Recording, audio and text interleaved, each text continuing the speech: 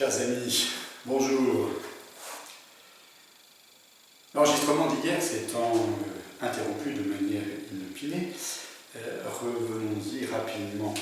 Le passage du livre des Actes, donc de mercredi, nous présentait deux choses.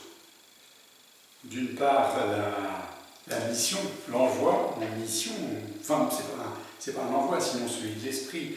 C'est la mission de la première communauté chrétienne qui, par la persécution, se trouvait dispersée dans les campagnes alentours de Jérusalem, dans la Judée et la Samarie, et amorçait donc la communauté cette annonce de la bonne nouvelle de Jésus ressuscité, y compris donc à ces Samaritains dans les campagnes, ces hérétiques qui ne peuvent, comme nous le dit l'évangile de Jean, qui ne pourraient avoir aucune relation avec le peuple juif.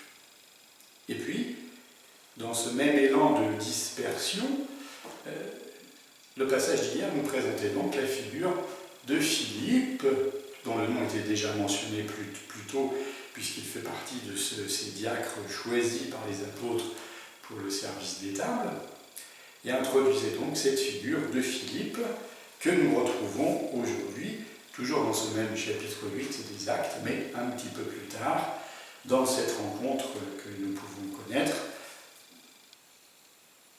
cette rencontre suscitée par l'Esprit avec l'Éthiopien, qui est donc sur son char, ce haut fonctionnaire de la reine d'Éthiopie. Donc un étranger. Et Philippe est donc envoyé par l'ange du Seigneur qui l'invite à se mettre en route en direction du sud pour rejoindre la route de Jérusalem à Gaza. Et c'est là qu'il rencontre donc cet Éthiopien sur son char. Cet Éthiopien est certes un étranger, mais il n'est pas complètement ignorant des coutumes de la religion juive, puisque nous dit l'auteur des Actes, il craignait Dieu. Il craignait Dieu, c'est-à-dire qu'il fait partie justement de ces étrangers qui sont séduits, conquis par la loi de Moïse, par l'enseignement de la Torah, et qui, même n'étant point partie du peuple juif, eh bien, en suivent les préceptes. Et donc, sur son char, cet Éthiopien est en train de lire le prophète Isaïe. Et c'est là que Philippe va à sa rencontre.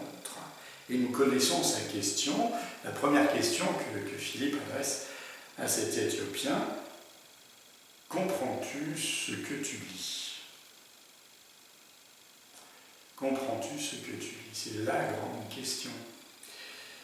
Et la réponse de l'Éthiopien est tout aussi importante.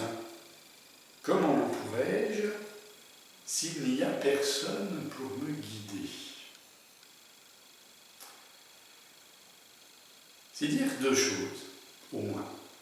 La première, c'est que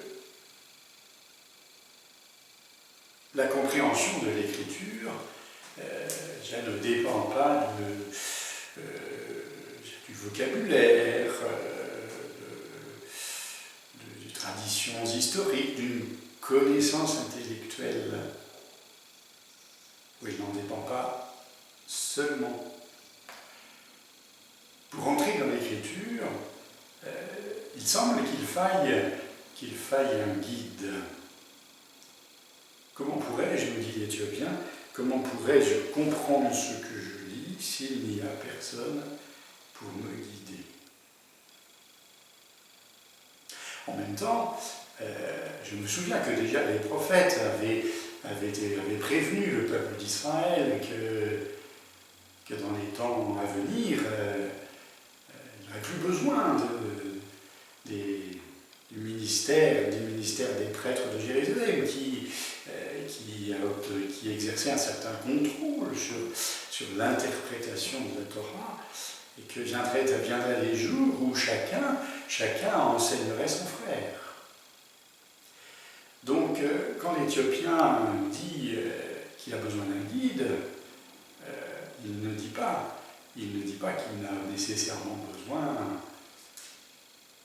d'un prêtre, d'un expert, d'un érudit. Non. Il a besoin d'un frère pour le guider. Et dans la grâce de nos baptêmes, chacun, nous avons reçu ce charisme de porter la bonne nouvelle à nos frères. Certes, par nos témoignages de vie, mais pas seulement. Nous pouvons aussi, chacun d'entre nous. Ce n'est pas réservé aux prêtres ou aux religieux d'ouvrir l'Écriture avec nos frères. Alors nous en avons tellement peu l'habitude que nous croyons que c'est réservé à quelques-uns. Mais comme c'est dommage, c'est le trésor commun de toute l'Église. Et nous pouvons en faire l'expérience quand nous vivons des partages d'évangile. Un partage d'évangile, c'est simplement, comme son nom l'indique, partager chacun autour de l'évangile. Eh bien, notre lecture de l'évangile, ce que la parole suscite, évoque en chacun des interlocuteurs. Alors la crainte, c'est de se dire, ah oui, mais si je n'ai pas quelqu'un qui me dise que c'est ça qu'il faut lire, je risquerais de m'avancer vers une impasse. Et bien c'est là où notre lecture de la parole de Dieu est toujours, lorsque nous partageons l'évangile de cette manière-là, c'est une lecture croyante. C'est une expérience de foi. Et elle est guidée par l'Esprit. C'est l'Esprit qui est avec nous. Et il ne peut nous égarer. Et à travers un partage d'évangile, nous pouvons toujours nous enrichir les uns les autres de l'écho de la parole dans le cœur de chacun. Et pour terminer, regardons la fin de ce passage, de la rencontre de Philippe avec l'Éthiopien. Philippe, à partir du passage de l'Écriture que l'Éthiopien est en train de lire, va donc commenter l'Écriture, annonçant la bonne nouvelle de Jésus à cet Éthiopien. Il est pourtant en train de lire le prophète Isaïe. Et Philippe, eh bien voilà, fait justement ce pont entre les Écritures, comme on parle de la première communauté chrétienne, c'est-à-dire l'Ancien Testament pour nous aujourd'hui, et l'expérience de Jésus ressuscité, de la bonne nouvelle à transmettre.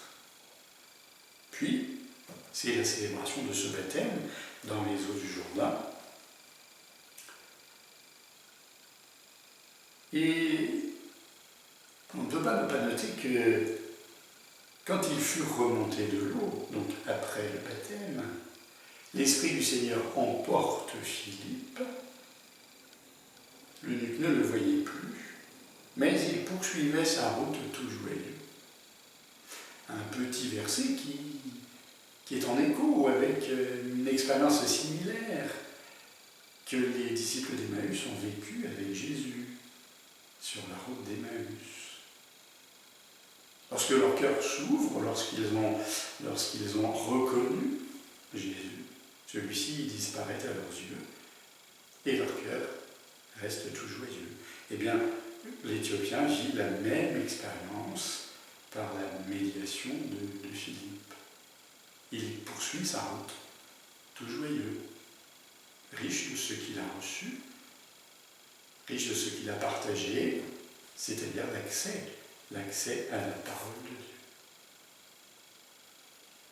Que ce soit avec l'Eucharistie, pour les disciples d'Emmaüs, avec le baptême, pour l'Éthiopien, la parole de Dieu, dans l'un et l'autre cas, a été un sas, une porte d'entrée. Et de fait, la parole de Dieu accueillie en l'Église est toujours cet indispensable moyen qui nous fait entrer en relation avec la grâce de Jésus. À bientôt.